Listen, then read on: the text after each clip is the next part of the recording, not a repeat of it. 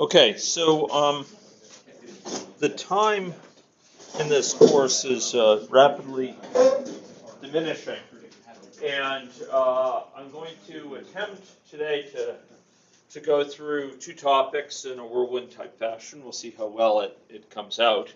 The first will be handling a couple issues with test design.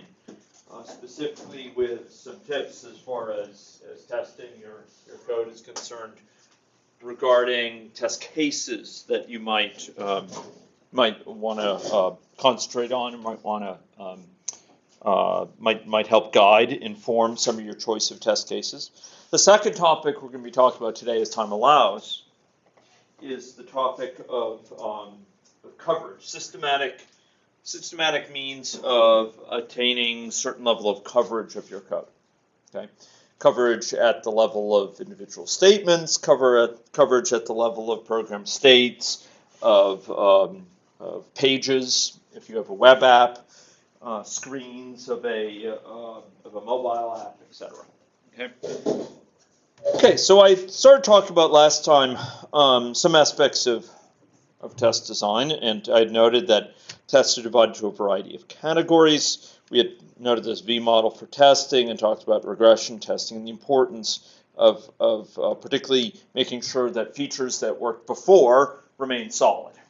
I argued that failure of a new feature, while it may inconvenience the user, while it may disappoint them, it is unlikely to cause nearly the level of trouble caused by the failure of an existing feature, of a feature that has worked in the past, a feature around which they've wrapped their life, that suddenly ceases working. It can cause big disruption. Okay, and we had talked about different levels of testing, unit testing, integration testing, system testing, and the importance of stress testing. I had given a nod to the fact that with automated testing, we have some real trade-offs. So some advantages are that we could rapidly retest a system. A new version of a system comes out. Maybe it's just added to the repository in a continuous integration way. We build it, and then we test it immediately against a broad suite of tests. This is standard practice in industry. It may be a broader version that you feel is ready for client release, and before that, you're going to run a broad set of tests against it. It's going to be very useful for retesting an application when new versions come out. Low incremental cost. There's very low cost to running a series of tests again, compared to have people do them manually. And, it can be running in times where people are sleeping. A broad set of tests overnight. There's some disadvantages, though. It's high initial cost. You have to go write the test rather than just doing it. And it's estimated that inflates the sort of the upfront cost of the test by a factor of almost 10. Okay, it's easy to just ignore test results. If you're doing it manually, you will notice typically when a test fails. You'll see something obvious. If you're doing this in an automated way, it's very easy to ignore the results of that test and just blithely go on without realizing that it's actually failed. So a key part of automated testing is discovering whether or not it succeeded. Not just running it through, not just making it through it gets to the last point in the test, but actually making sure it's giving meaningful results. You're not just sitting on the same screen, etc. And then, and this is key, and one of the folks here had noted it last time, with automated tests, there's real challenges associated with needing to update those tests when your program changes, right? Maybe your test is something that goes through the user interface. And in the user interface, the name of a button may change. What was done on two screens may be done now in one. Again, a radio button may have changed to a checkbox. An edit field has now been updated to a drop-down, or what have you. And each of those changes may require changes in the test if you're going through the UI. It's one of the reasons why UI testing can impose a lot of work. even for system testing that's driven by a test harness, calls off to appropriate methods. Do this, do that. Load this data in from database. If it's going through that, well, the names of methods may change. How you do things in your methods may be different. Maybe it used to be that one method did both these things, and now you split it into two methods. And you've got to go back and change your test code. You might even need to test your test code. Is this test code actually detecting a failure? This imposes cost. It's no free lunch here. So, getting people to sit down and manually test your code, quick up front, get immediate feedback, you can do it in an exploratory fashion, you see something funny and you do it some more, etc. Putting in automated tests, you can run those tests at night, new versions come out, you don't have to be up for them, but you may end up putting up quite a bit of work to maintain those tests. Does that make sense? People comfortable with that? Okay, good. So if you're going to do automated tests, and some of you are doing automated tests, make sure you document the test purpose. What is this test doing? What is it testing? I saw a lot of code on your folks' part for doing some testing, but I'm not, at a high level, at the level of the broad intention, I'm not sure what it's trying to do. Is it trying to test the response of the system to illegal input? Is it trying to do a stress test? Make the system try to bring it to its knees? Is it testing correct input? Sometimes I wasn't sure. There was some code that was given sort of wacko-looking names, TTYZ or something like that. But they were normal characters, so I wasn't sure. Like, is this test supposed to be testing whether it's handling bad input, or is this test supposed to be testing just normal names and so on? It's just the person didn't bother to type a full name. That's an important question. You want to be clear about what it's testing. The purpose of the test. Why? Well, if you have to change this test, to update it, someone else has to maybe later update this test because the application is changing, the code base is changing. They're going to want to know what its purpose is to figure out how to change it sometimes. If now you've changed that edit box to a drop-down, maybe that's going to change how you test illegal input. You're no longer be able to put in weird, wacko things. And so if the test was to see how that edit box handled illegal input, now you've got a drop-down, maybe that test doesn't need to be there anymore because the drop-down items are clear. Okay, and be sure to test the results of the test. I've mentioned this before, right? The team that gave me the 3 thumbs up after every test. And it didn't even log into the system. Just sitting there at the login page. Oh, we passed all these tests. It's nonsense. So here's some good tests for automated testing. I certainly don't expect everything to be done in an automated way. Lots of good reasons to do manual testing. Do it in an exploratory fashion. Do it together with another person. You can discover a lot of things. It's really obvious. Sometimes there are things that are hard to test in an automated way, like is the screen flashing in a strange way? Does the color look weird? You're not going to be able to easily test that with an automated test. Whereas if you look at it directly, it may be quite clear. But there are some good things for testing in an automated way. Stress tests. Is your system able to handle a high load, for example? Is it able to handle low memory conditions? You want to do these things in an automated way. Smoke tests, nightly builds, just to check the nightly build. Just to make sure things are still safe. Regression tests, you rerun them. Tests that used to work, and you want to make sure they're still working.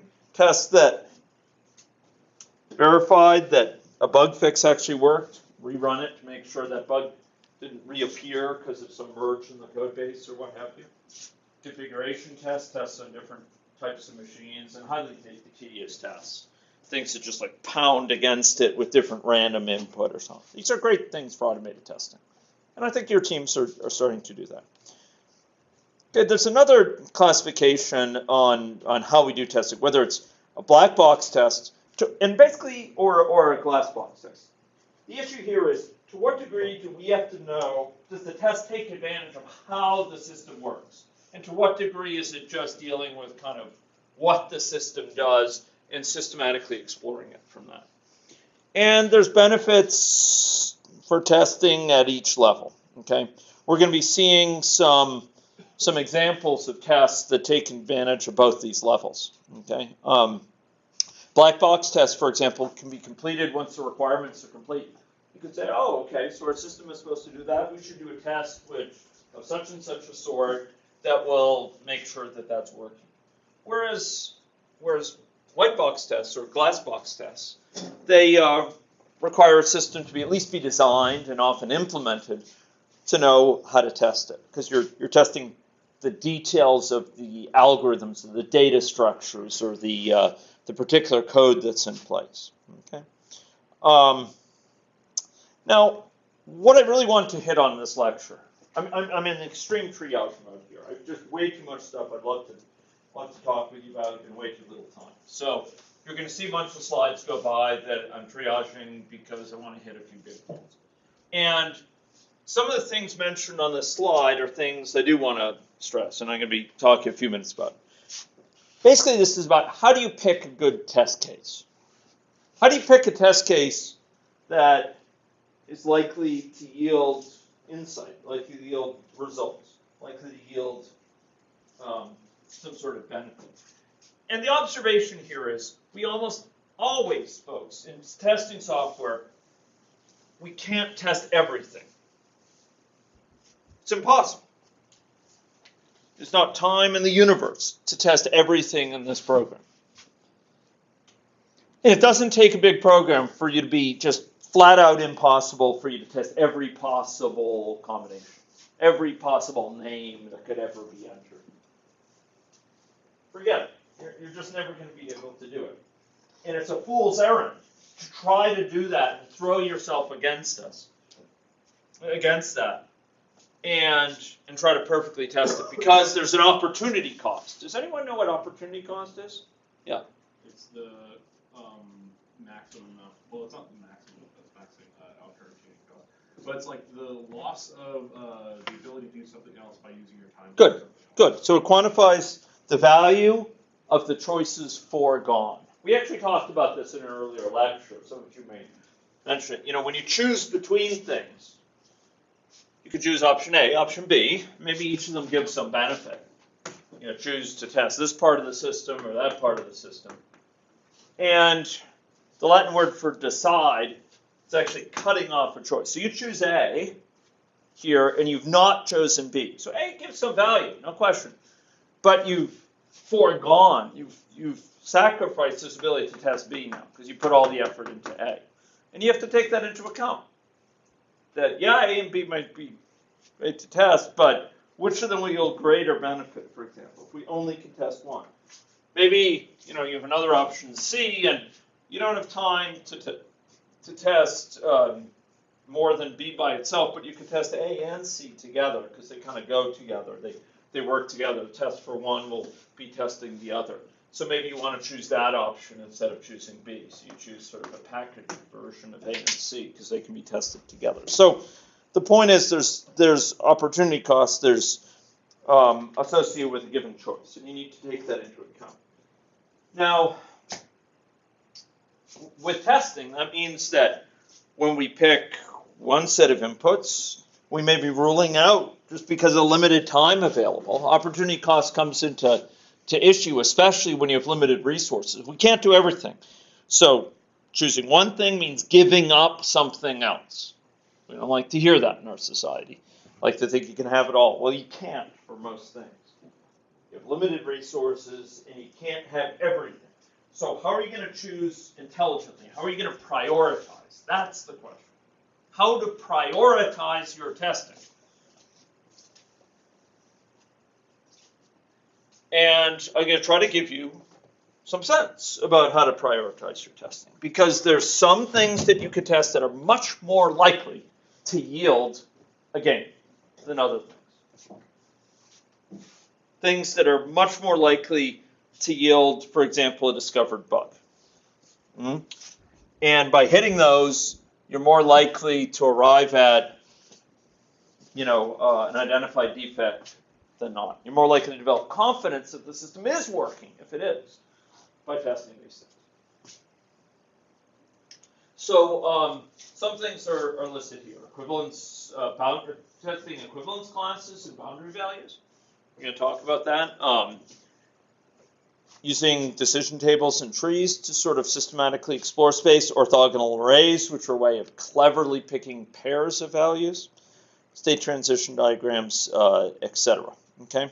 And then there's some things you can do like random testing. I gave some feedback on one of the team's projects where, they were entering various strings into this thing and seeing if it yielded the correct result for one string or whatever. But, I mean, come on, you can do better than that. You could, if you're going to write that code, you might as well write a loop and have it randomly generate strings, and then for each one have a test that it's actually good. And then you could generate strings from all sorts of wacko names.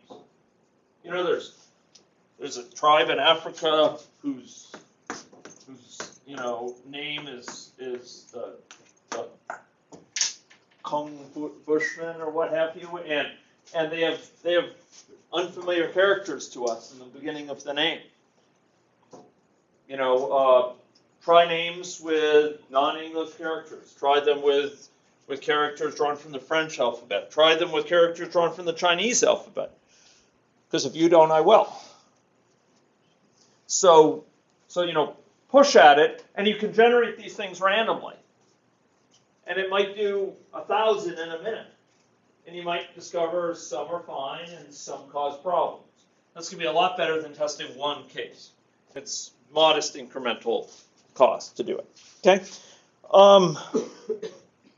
So we're going to, and again, I'm skipping forward here. I want to talk about equivalence values. You folks have probably seen this notion before. I'm not sure. But the basic idea is, folks, that often with an application, there's certain classes of inputs for a given field set or a given choice. There's certain classes of situations that are handled similarly. So I want to go buy, say, a first class ticket or a business class ticket or a coach class ticket on an airline. That's a significant thing. And my testing won't pass the red face test. It won't have face plausibility. Unless I can reasonably say I've tested at least one of those, one of each of those categories. Okay, so I could do some testing about reserving tickets, but I mean, come on, folks, these are different types of tickets. And I want to make sure my system works with reserving first class tickets, business class, and coach class. Now, within those, I don't necessarily have to check every seat that it works, in a reserved seat A1, A2, A3. I don't have to do that, at least on a common basis. But I should at least be testing one of each class. So the idea here is you select a representative from equivalence classes. And you test them, and as we'll talk about, you test the boundary cases, okay? So here's an example. This is an example I trot out for other purposes. But take a square root routine. What are some equivalence classes for square root? Some things that are kind of handled similarly. If one of the class triggers an error, they'll probably all trigger an error. If one of the class is handled in a certain way, the others are handled similarly. So give me some equivalence classes associated with square root. Yeah, negative numbers. Great. Maybe this is a routine that returns complex numbers. Maybe it's a routine that takes a double, returns a double, and it's supposed to signal an exception for those cases. In either case, negative numbers are probably going to be handled in some sort of way. And at the least, you want to test at least one negative number, right? To see the response. I mean, again, if you haven't, how can you possibly claim to have really seriously tested this thing? You throw a couple things at it, 3 and 7, and declare victory. That doesn't cut it. You want to test it at least thinking through some of the major ways that it handles things and testing one of each of them. So what's another one besides negative? Perfect squares, non-perfect squares. Yeah, so great for say positive numbers. How about another class? A class can have just one thing in it sometimes. 0. Great. Great. What's another number that's unusual from the perspective of square root? Sorry? Not a number. Okay, good. Does it handle not? How does it handle not a number? You feed it not a number. Does it give you a result 3.14159.265 or something? Yeah, Josh. 1 is a special. Yeah, 1 is a special case. 1 and 0 are fixed points of the square root operator. You take the square root of each of them, you get the same thing back. So those would be some good cases to test. I mean, after all, if you haven't tested it with a perfect square, again, it's sort of strange variability. You've really tested this algorithm. Again, you're not going to be able to test with everything. So test it with, thinking through a couple cases. And then you can say, well, I have some reason for confidence in this algorithm. But without that, if all you're doing is throwing a couple random numbers at it and that's it, there's not a lot of great reasons to think it's robust. Does that make sense? So look, you have limited time. Put in some effort to thinking a little bit about what things to input. Okay, so another thing, suppose you had a form of some sort. Maybe it's a web form. Maybe it's in an Android app, and it's an edit box or what have you. And you're supposed to enter a number. Maybe it's the number of pages to print, or maybe it's the last page to print, or number of copies, or what have you. So here you might test between certain legal ranges of numbers. And the point here is you want to test things that are legal and things that are illegal. Again, face plausibility. You want to at least test some illegal things and some legal things and see if it behaves reasonably for each of them. Make sense? Okay. Similarly, entering first letter of a name. Does it handle things in upper and lower case just fine? And does it reject certain things maybe programmed? In this case, it may be a very narrow application, but does it respond properly to things that are illegal? So in your test cases that I saw in the code, I didn't see a lot of attention to this. Does it handle invalid inputs well? There were some, but there was more sort of checking of this. And this is the danger that we as software engineers often have. We tend to be sympathetic in our testing. We test our code to kind of prove it works, to demonstrate that it's working properly. And we test it in sort of common cases and declare victory, and that's it. And the problem is that, folks, that often is the same thinking we use to write the code, and we're not really thinking creatively about ways to make it break. Some teams have excelled in this. IBM used to have a team there were professional testers, and they were called the black team. They would dress in black. And they took it as a point of professional pride to be able to crush software given to them. And they were known for making software engineers cry sometimes because they had a certain mannerism about them. We're going to crush this piece of code and watch it wilt. Within 15 seconds they could make it fail or something like that. And people, sometimes people put a lot of pride into their product and they're humiliated or what have you. And I'm not necessarily advocating, wearing goatees and putting horns on your head and walking around in black or what have you. But they had excellence in teaching and testing. And one of the areas they excelled is sort of making it clear that the program, when it's given illegal input, that often there's big holes in how it handles these things. We as software engineers don't tend to put a lot of time into thinking about the inconvenient cases. We want to think very explicitly, okay, what are we going to test to sort of That's correct input and illegal input. Okay. Now, as far as equivalence classes, within these categories, here's some guidelines for similar equivalence classes. I don't have time to go into this because I have a huge amount to cover, but these are some guidelines you might use to sort of kind of identify equivalence classes. Do they yield similar error messages? Should they be handled in similar ways in terms of error? Should they be handled in similar ways in terms of the algorithm?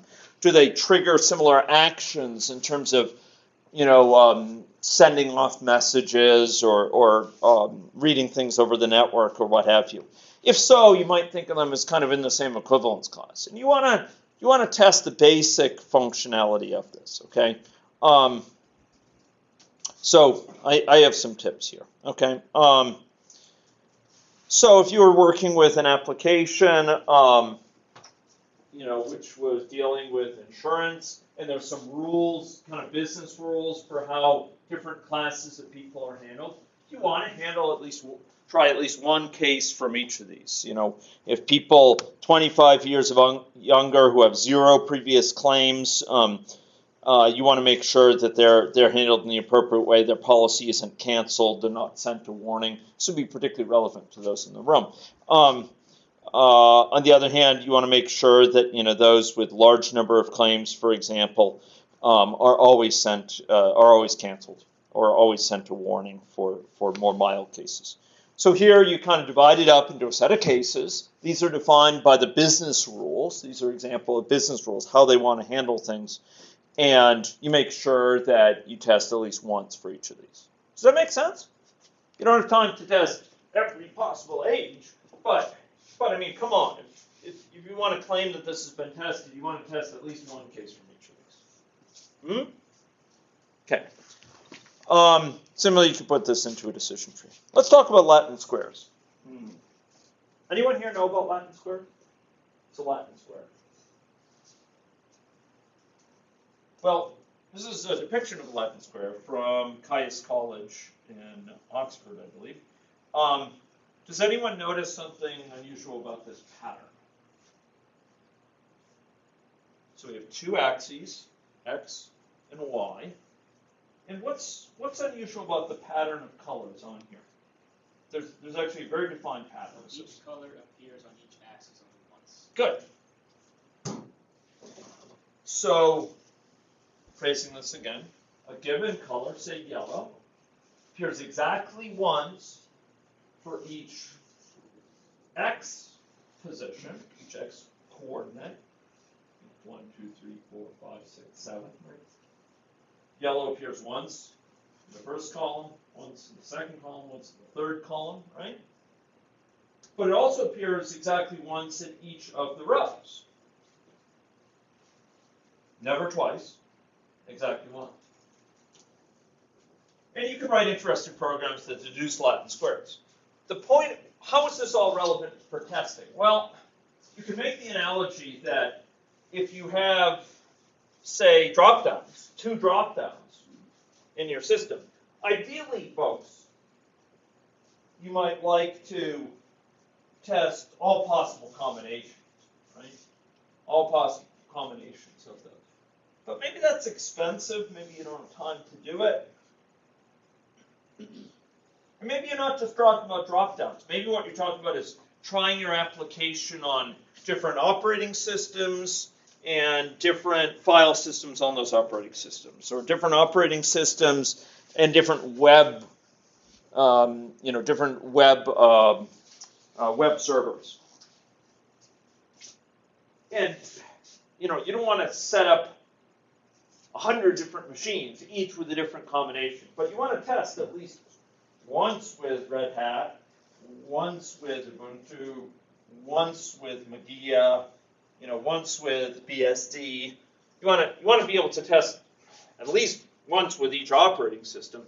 And you want to, for every web server, you want to be able to test at least once for every web server, but not all combinations. So here you might define a Latin square. You derive, okay, so what test cases are we going to run? We're going to run Red Hat with, Apache.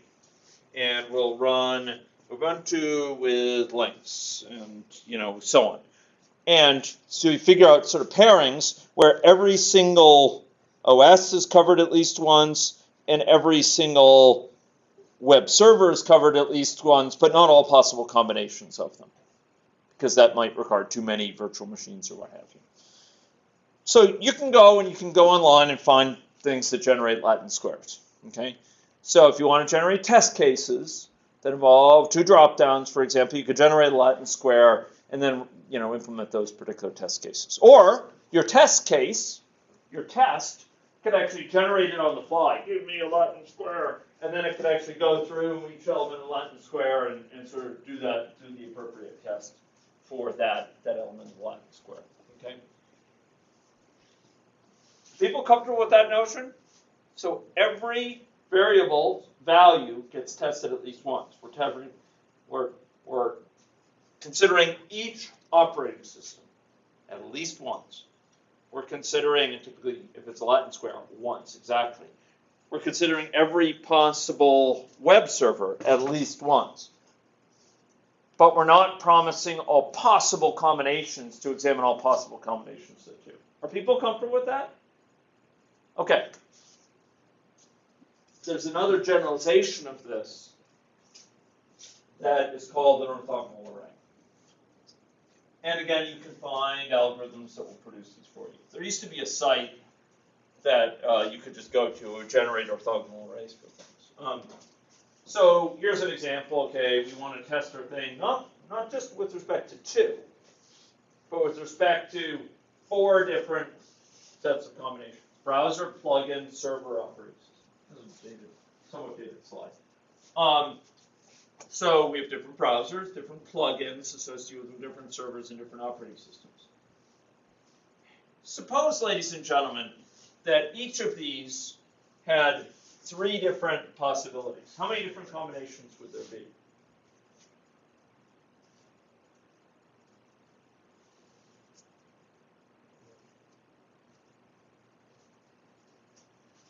What's 3 to the 4th? 81, yeah. So 81 possible combinations.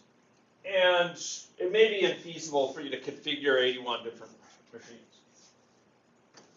But you want to be able to test it reasonably well. One option might be to do some sort of Latin squared sort of thing, but we can do better than that. Actually, what we can do is an orthogonal array, and the idea here is that we will test all possible pairs of values, because errors are incompatibilities often occur pairwise. Netscape 6.2 doesn't work properly with Media Player, or IE doesn't work properly with Real Player, or something like that. The problems often occur in pairs. This is not compatible with that. Occasionally they'll happen in triplets. Netscape does not work with Media Player on Windows 2000 or something like that. But often they appear with in pairs. So the idea here is that our orthogonal array will give you all pairs, any 2 columns. You'll be guaranteed to be testing out a pair with respect to all possible pairs that will explore all possible pairs for any 2 columns. But you're not examining all combinations of all possible values, okay? So here, for example, we might have 3 variables, and each of them has a number of values. And somewhere in this table, we have all possible pairs of values represented, okay? We're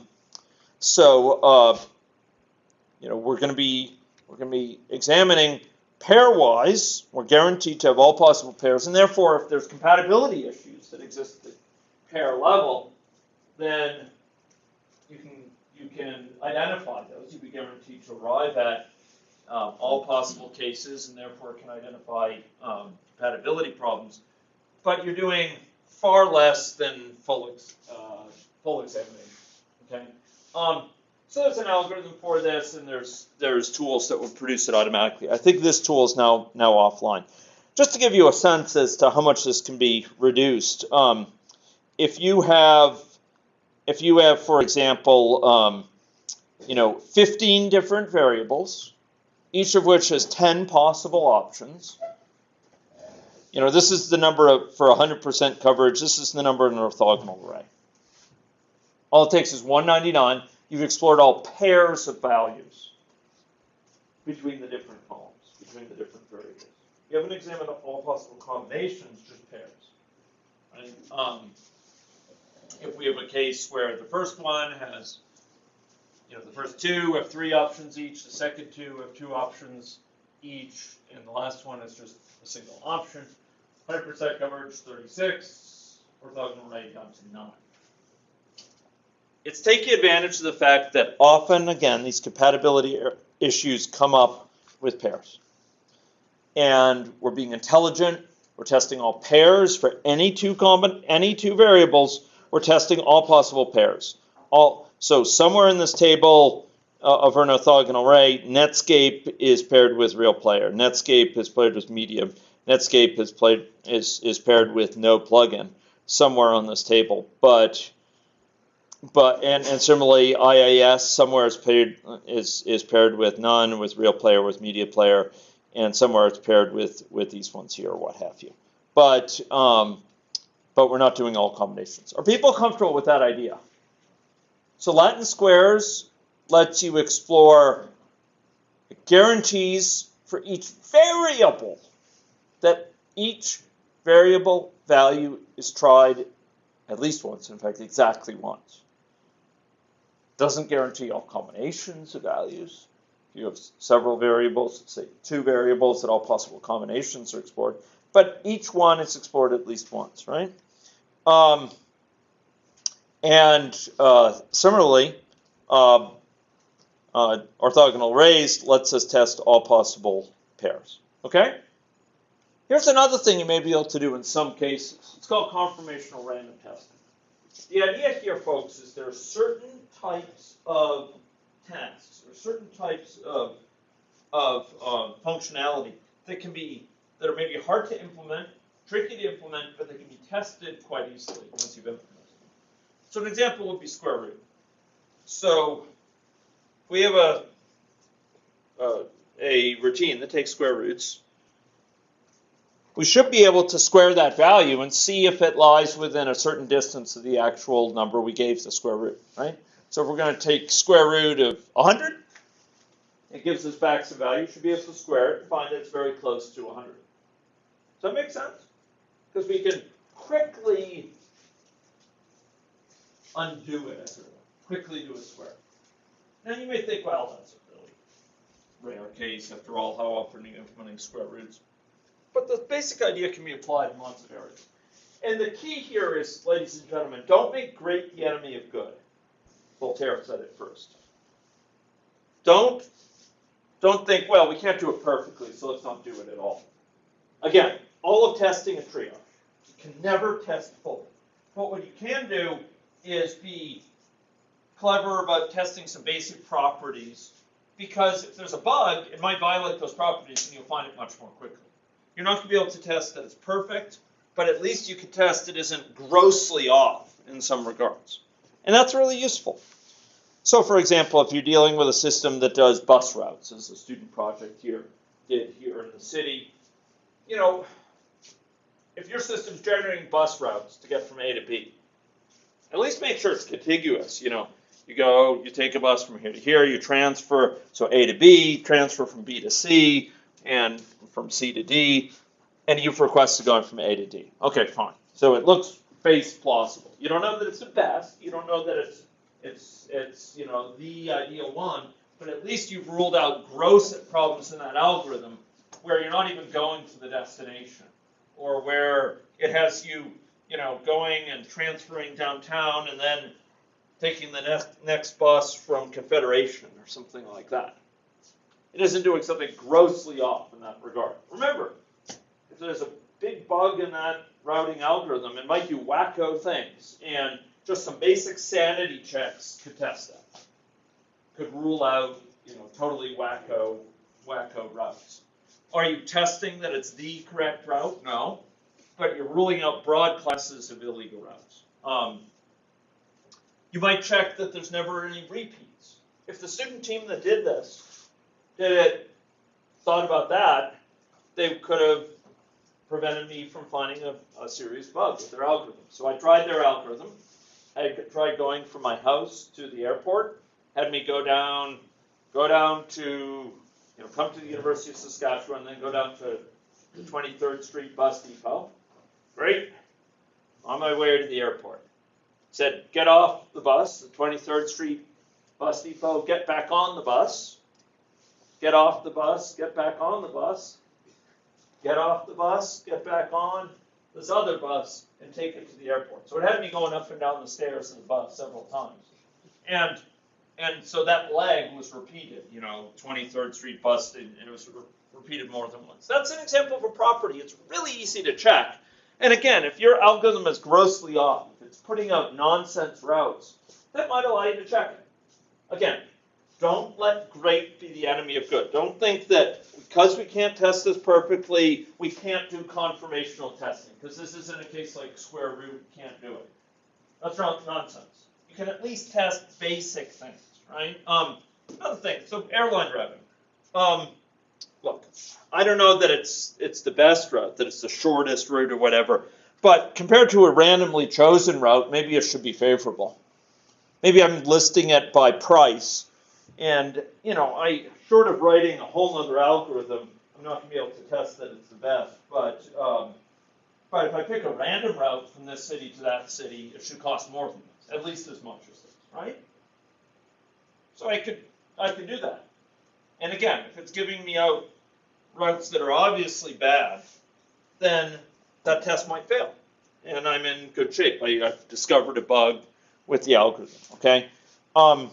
So we want to test face plausibility of these things, and you can often do a fair bit, and it'll be useful. It'll catch some important classes of bugs, gross bugs, bugs that would make your users lose all confidence in your site, for example.